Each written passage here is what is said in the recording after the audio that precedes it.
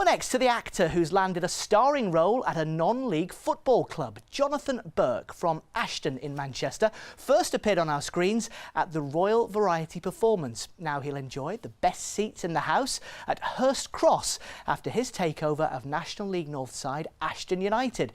Chris Hall went to meet Jonathan at his boyhood club. Football can be a serious business, but Ashton United have embraced a master of farce. Their new owner, 30-year-old Jonathan Burke, hasn't worked in football before, but won't suffer from stage fright. The writer and performer has conquered the West End and Broadway with his hit show, The Play That Goes Wrong.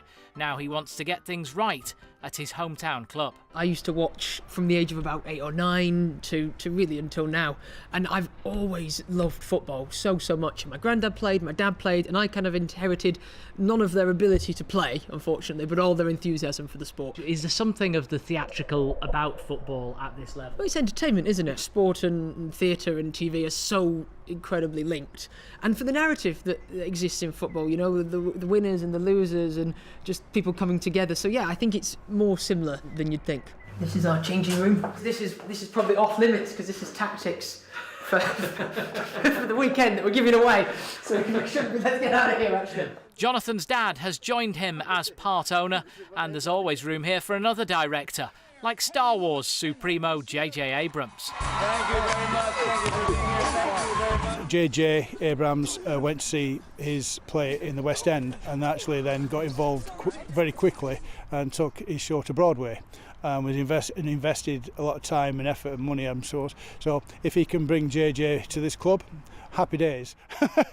We'd taken the club as far as we could with the current board, and what we did, we advertised for people to come in. Well, if you look at the 2 new people we brought in, you can see we're clutching at straws, really.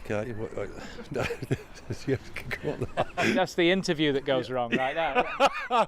Their arrival wasn't in time to prevent the Robins' relegation from National League North, but they have big plans for the second oldest football pitch in the world, once graced by Dixie Dean, Alan Ball, and even Jonathan's granddad, former captain Johnny Burke.